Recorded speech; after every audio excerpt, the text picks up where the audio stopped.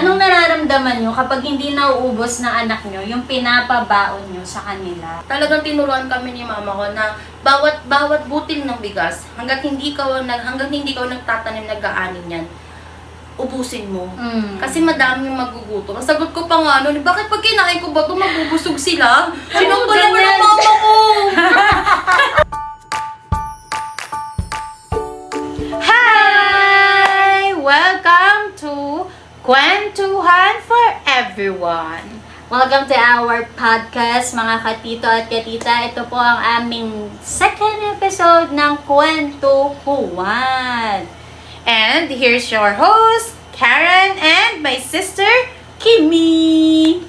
Ayan, sa hapon na ito, may makakasama tayong special guest at ang aming friend. Yeah, Ayan. so samahan niyo po kami and let's welcome our new guest for this episode. And that is Badet!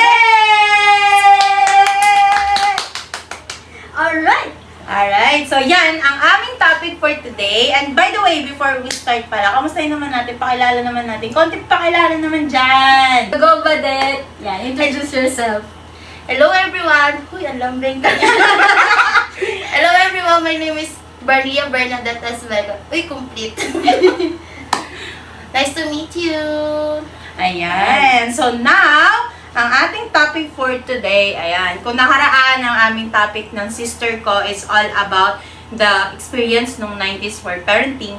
Ngayon naman, ang aming tatalakayin ay napapanahon, which is, ang mga gamit and school supplies na natatandaan natin and na-appreciate yung mga favorite natin noong tayo ay bata pa. At para tulungan tayo, 'di ba, maalala natin yung mga experiences bilang mga batang 90s, here with us our friend Badet, para syempre i-share din yung kanyang experiences about sa mga school supplies na hindi namin malilimutan at lagi namin hinihiling na sana meron kami yan tuwing pasukan. At syempre, yung first day experience sa klase. Yan. So, sige, di namin patatagalin pa, no? We will show you pictures ng mga school supply items na probably familiar din kayo. Yes. Ayan, unahin natin to. Lahat siguro ng bata ay pwedeng makatanggap nito o hinihiling na sana may ganito o ayaw na meron nito. Ayan, so unang-una sa aming item, yan, ang bag na digulong. Yan. Ayun. Talaga kung malabo man siya, guys, I will show you clearer version of it. Sa ating guest na si Badet, ano bang bag ang gusto mo pagpasukan? Sige. Ano kasi ako, Tiki, yung nasa elementary ako, gangster ako. Mhm. Kaya mas gusto ko yung mga slim bag. Slim bag. Pero dati, syempre, girly pa rin. Kasi madami naman ako nakikita mga ganun. Na-imagine ko na, paano kaya kapag may ganun ako na hatak-hatak ka ng gulong, tapos gaganon-ganon mo sa hagdanan. Syempre kasi minsan mataas, diba? Tapos pag uwi mo ng gaganon-ganon naman. Diba? Ganon.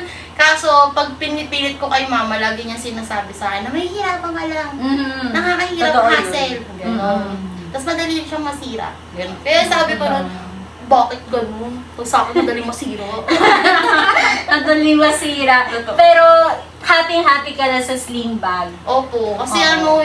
gangster ako dati. Oo, ayan. So, si kapatid naman, yun ang favorite ni Badet at talang palagay mo, ikaw ba, gusto mo rin ba yung mga gusto ng karamihan at digulong na bag? O nakaka-relate ka kay Badet na simpleng sling bag lang or backpack? Oo, kasi nung kinder ako, tanda ko nakadigulong din ako na bag. And yung digulong na bag kasi noon is, ka na talaga, mukha ka ng mayaman noon. Yung mga ganun. Pero di siya nagtatagal talaga. Madali talagang mabali yung ano. So, yun lang naman. Nothing more fancy. Parang Disney princess ata yung mga bag before eh. Yan yung mga laging design. Lalo Samantalang sa second floor, third floor, kang gagano'n. Oo, Public school. Tapos pag may bully ka, gagawing trolley yung bag mo. yung Yun lang. sasakyan, di ba? Oo. Correct. So, kayo mga tito-titas, na-experience nyo ba yun na talagang nabully kayo dahil sa bag nyo or sikat ka kasi ganun yung bag mo? Yes. Ayun, no? So i-share nyo naman. Ako naman sa akin, yung experience ko, favorite ko ng may digulong na bag kasi nga maliit ako. Tapos alam nyo ba yung di ko alam kung nabutan na ni Badet o ni kapatid, na laging pag grade 1 ka or grade 1, elementary, laging yung buong libro nyo sa buong klase nyo, subject, dala mo siya. So, ibig sabihin, mabigat. Meron akong 10 o 8 libro. So, convenient sa akin na lagi may hilang digulong na bag. Nung college ako, bet ko yung gusto ni Badet. Gusto ko ng sling bag. I really like it because it feels like cool. Ayun. Himo-himo ka pa Ako dyan. gusto. May mga gusto rin ako sling. Pero kung ano kasi pinaglumaan ng ate ko, papasaya sa akin. Kasi girls eh. Okay guys, ngayon naman yung pangalawang item natin. Ito, hindi ako masyado nag-look forward dito. Pero pag nakikita ko to sa mga classmates ko, feeling ko rich kids sila. So that is here, pencil case. Wala lang akong makitang lumang version, no? Pero mas lumang version ng 90s. Etong isi-share ni Badet na experience niya when it comes to pencil case. Go ahead, friend. Actually, meron akong classmate dati na yung nanay niya nasa Japan. So, lahat ng gamit niya, bago talaga sa paningin ko. So, nagpukaw yung mata ko dun sa, kung makikita nyo ngayon, common na siya eh. Yung kompleto siya, may pencil case, ay may pencil case, may lagay, may kaliwat kanan, tapos 3 layer siya, tapos may lagay ng pantasa, pangkura, ganon. Ako kasi, ang pencil case ko dati, parang pouch lang siya. Kasi nga, madaling masira kapag ano. Eh, sa kanya, ang ganda talaga, tas color pink. So, ang ginawa ko noon, tinago ko yun. Tinago ko siya. Tapos, nakita ng mama ko pag-uwi. Siyempre, pag-uwi namin, tinitignan ng mama ko yung gamit namin, kung kompleto ba, gano'n. Nakita niya, kanina to, galit na galit si mama. Tapos, syempre ako natatakot ako kasi, kumbaga, namuo yung inggit ko, kinuha ko siya. Tapos siya, nung uwian, iyak siya na iyak kasi nawawala yung peso case ng ng mama niya. Tapos Ayun. sorry. Thank you, Dave. Bad experience mo sa pencil case? Yeah, ikaw sige. Ako wala, nothing much. Kasi pag nakikita mo mga ilang palapag, pinakamataas na palapag ng pencil case, nakita ko third eh. Yung de ganon. Yun, yung third, parang pag binubuksan nila, automatic, naggaganon. Oo. As in, so, yun lang naman. Kasi, parang sa amin ng ate ko noon, ang pencil case na namin, yung mga, dati pa rin yung until now, yung mga de-zipper. Or, wala. Kasi wala. Kasi di naman, kumbaga yung mga pinaka-major lang yung binibili ng mama ko, kasi hindi nga kami mayaman. Hindi kami mayaman. Yun lang. Ikaw, te. Ito nga, yung kay kapatid, totoo yung sinasabi niya. Hindi po kasi din talaga kami medyo particular dun sa ilang palapag ng pencil case. Pero kung ako ang tatanungin mo, sis and friend, ang gusto kasi dun, yung mababangong eraser na nakalagay doon. At yung magic pencil, naalala niyo ba yun? Yung magic Pindot. yun. Yeah. share ko sa iyo yung picture niyan, mga tito-tita, at sa ibang comediancy mga Insert nanonood. namin. Yeah. Dito na lang. One shot. Yung interesting na magic pencil, yan yung nilulook forward ko. Tapos kung may ballpen man, sa akin tatlong klaseng kulay ng ballpen lang gusto ko. Red, blue, and black. Kayo ba? Ako nalaman ko yung sa pet pen dati pa. So parang nakikita ko na siya before. Then yung best friend ko na mahilig din siya sa pet pen. Tapos dun din ako nagkaroon ng interest to buy pet pen. Although alam ko na rin siya. Hindi ko alam kung alam niyo yung pet pen. So yun yung pen na may, pag binili mo siya sa National B is NB is, meron siyang picture ng mga hayop. Kaya siya ng pet, yung aso, mga aso, yung gano'n. Kasi iba-iba yung kulay niya. Tapos nung college ako, ang pen na nauso noon is yung G-Tech pen. At saka yung, kalimutan ko yung eraser na pen na ginagamit kasi college nga kami. So, pag may bura, may mistake. Yung ballpen na yon is, isinulat mo, pwedeng yung baba nun is friction pen. Yun. Yun yung tawag. So, nabubura yun. So, yun yung iba't ibang evolution ng pen. So, from Panda, HBW, G-Tech to friction pen or pet pen. Tapos ngayon, mga Fiber Castle na ngayon eh. Like sa mga HBW. HBW na ballpen ko yan. Panda. Ang Panda. Yung mga fountain pen. Yes, fountain pen. Correct. Ayun. So, si Det naman, ikaw ba, mahilig ka sa iba't ibang kulay ng ballpen? Kasi mahilig ako mag-calligraphy ba yun? Oh, para maganda yung sulat. Tapos maganda doodle. sulat to. Ah. Hindi naman maganda. Nagko-kopya lang ako. Magaling Ah, ako okay. kumopya. Maganda. Magaling ako mag-draw. Magilig ako Sa mag-kopya props. ng drawing. Mahilig ako mag-doodle. Kasi nausong doodle dati. So, syempre, di ka naman pwede mag-doodle ng panda lang gamit mo. Kaya kapag pumupunta kami ng National Bookso, talagang iniiyak ako kay mama yung sipen na iba't ibang kulay. May green, may violet, Nice gano'n. eh. Tapos may red, tapos gano'n. Tapos may mga highlighter, yan. Yeah, highlighter. Iyakan ko yun. Kasi Correct. maganda siya sa doodle. Hindi ko Tapos sa alam. Nabilang ba tayo calligraphy. ng highlighter? Hindi. So, napapatunayan Pero, na rich kid po yung Uy, friend hindi namin, po. guys. Matigas lang Yun. po ulo ko pag pumunta po Wala sa kami mga highlighter nun. Parang ano nga lang, pencil color nga lang. Oh, color pencil, Yeah, no? color pencil yun. True enough. Ito, isa pang experience ng mga batang 90s pagdating sa school essentials. Next one. Yep. Yes, that is the next one. Ito daw, isa yata to sa favorite na lalagyan ni Badet ito. nung siya'y nag-aaral. So, Dami ito yan. yun, no? Papakita namin sa inyo the collection of Nickelodeon Flashbacks. Ayan. Sige, no? Sige, Sige. friend. Sige, Det. Share your... Bakit favorite mo to?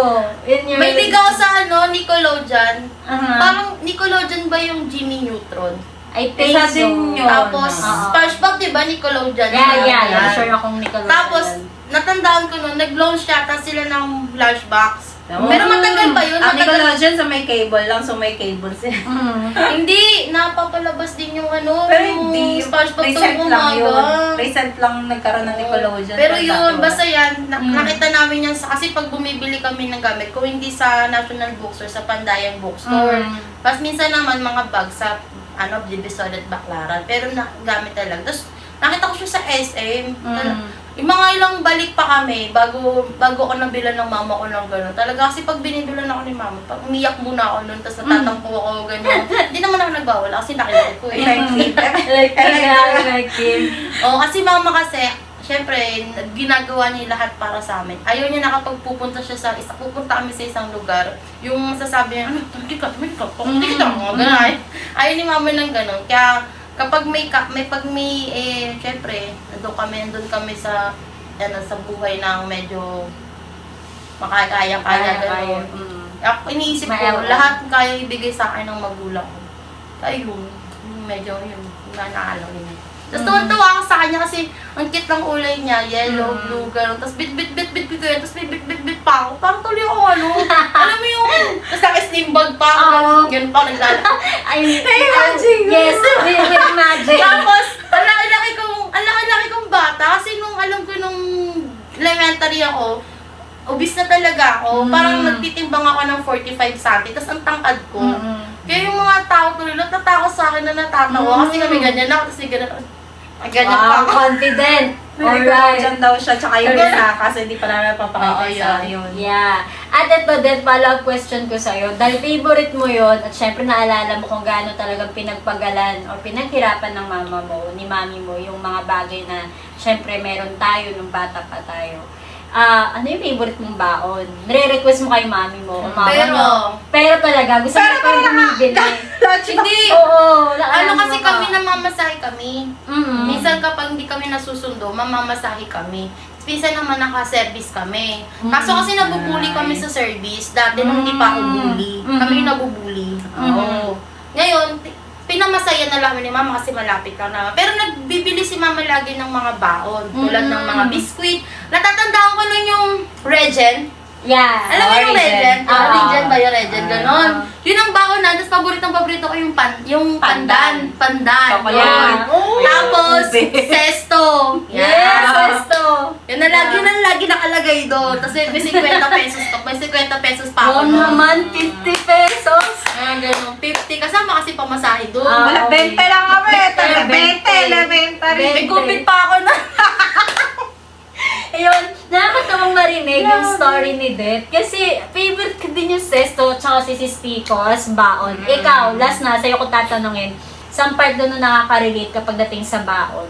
Sa lunchbox ba o sa mga favorite baon na nire-request mo kay mama? Baon kasi, baonan namin ng proseso ng mama ko noon. Mm. Parang ang pinabaonan lang namin. Ano nga ba? Lagi lang sa plastic bakunan, Tapos nasa pera. plastic bakunan, yan. Pero yung Ganon. pinakalagayan, nakakalimutan, parang plastic lang, silver plastic lang. Lunchbox, maliit. Oh, lunchbox na maliit, tapos di ba lalagyan namin ng ulam yun. Mm-mm. Kasi lalagyan lang sa plastic kasi wala kaming wala kaming Nickelodeon yung gano'n. Kaya Oo, kung lunchbox nakakita talaga. kami ng lunchbox Lunchbox ng bag. mga ng mga may alam na yung agad kang daming may Nickelodeon. Uy, pero naranasan ko din yung gano'n. Yung Kasi ganun lang. grade 3 ako, sobrang Mm. matigasan ako. Tapos malakas kasi ako umupit. Mm. Parang kasing pag marami kang pera sa school, sikat ka, tapos Oo. hindi iwasan ka ng mga bully. Mhm. Mga Yeah. ganon.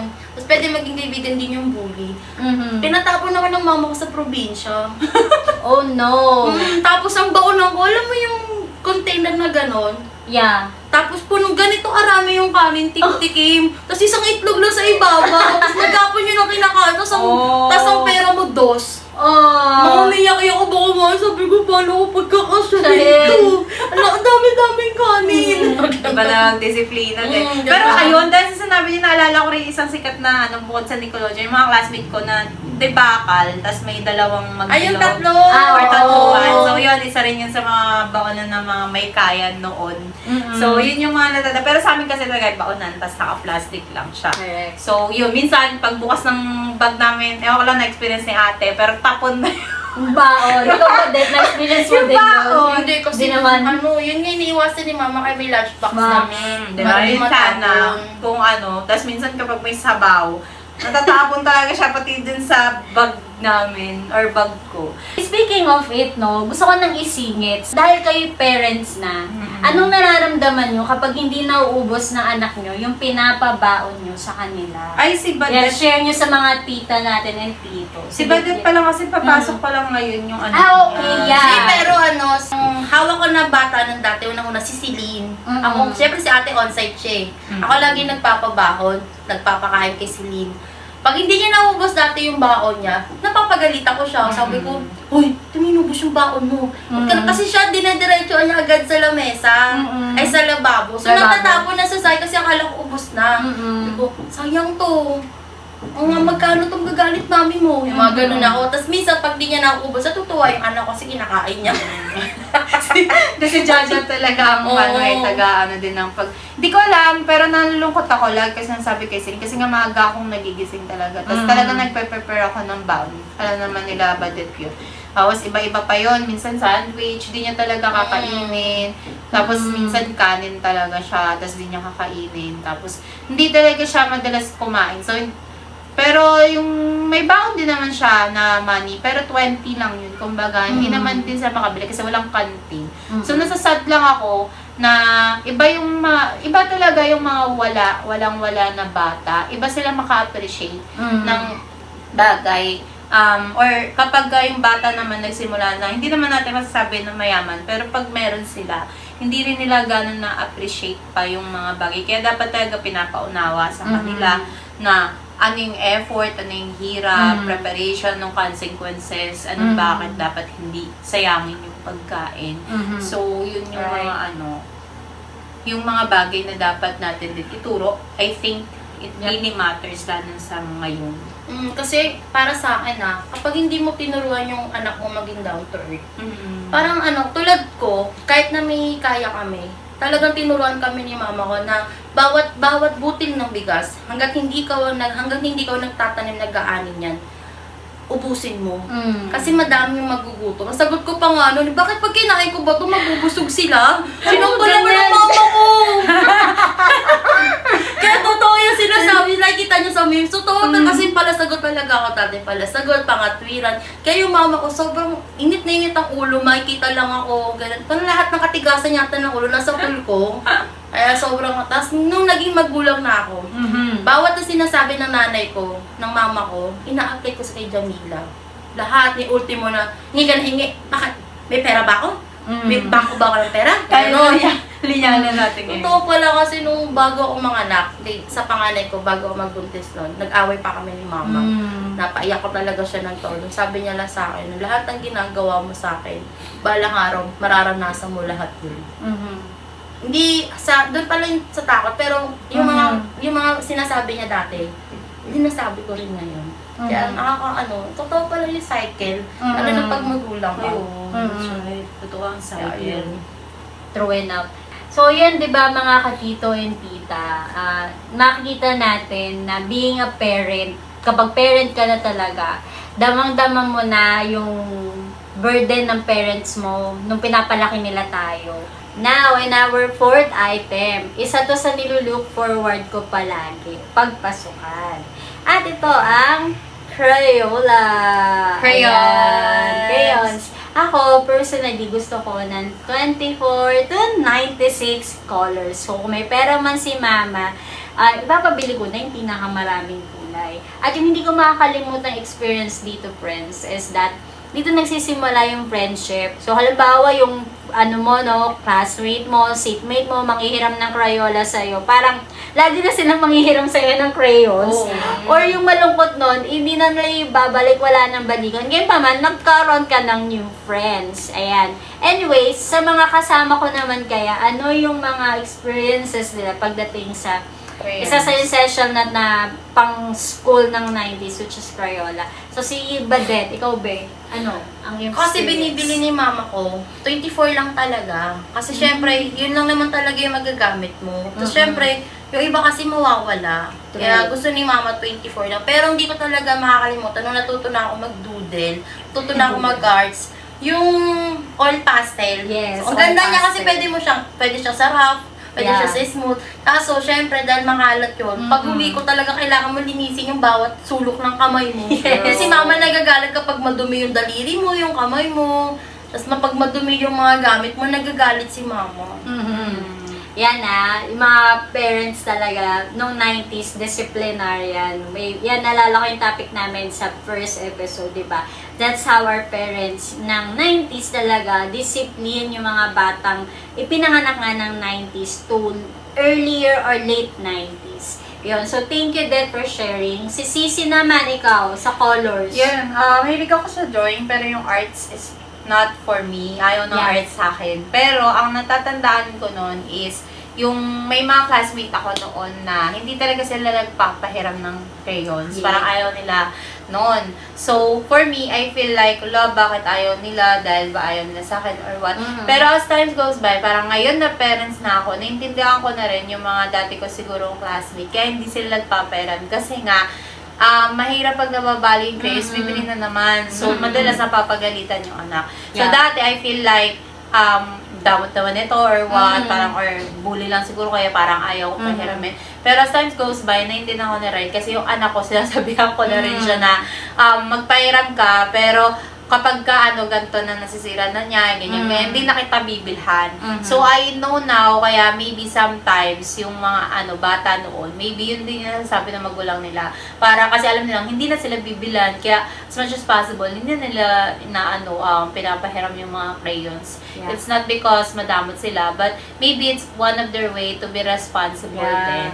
So, now, I fully understand na yung mga dating feeling ko is sa akin.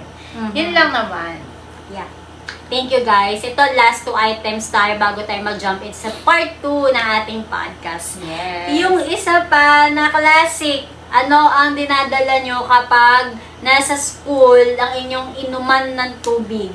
Ito po ang walang iba, kundi ang Coman. Coman. Yeah. Ito yung yung sinasabi niya kanina, dala-dala niya. Kaya siya, ang laki-laki niya. Ang laki-laki niya nga daw. Tapos ganun yung dalawa niyang dalawa. At saka hindi, mas matibay pa yan sa binibenta ngayon ng Aquaflex. Kasi may nakikita ko nung dati, naaalala ko yung may straw. Yung gano'n na yun. Mas gusto ko yun, yung sinasabi ni Badet. Kaso nagli-leak. Correct, nagli-leak Tapos siya. meron siyang lace, di ba? Di pag may hawak ka lang sa ganun. Yeah, after nito yun. Yeah. Yun. Sa totoo lang, mas gusto ko yun kasi feeling ko mas nakakababae, mas nakakasosyal. Yung Coleman kasi, ang laki niya. Tapos parang pag iniinom ko siya, guys, para akong magtutulo, tapos parang mabibilaukan kasi ang hirap Pero ng malamig tubig. siya. No, yan, totoo. Yan yung mga isa sa baunan ng mga Sa tubig. unang Aquaflask. Yeah. Pero kasi yung sinasabi niya na sling, ang ganda rin nun. Mahaba talaga siya, Correct. so pwede mo siyang ihinog. Ganyan. Siyempre, pag public ka talaga, unang concern talaga ng magulang nung baunan ka talaga ng malamig na tubig. Kasi one time, so kasi dati wala talagang court pa sa Labong Bato eh. Mm-hmm. Tapang court. Kumbaga, may court yata or parang alam ko Quadrangle. Quadrangle yun lang. Pero, Open.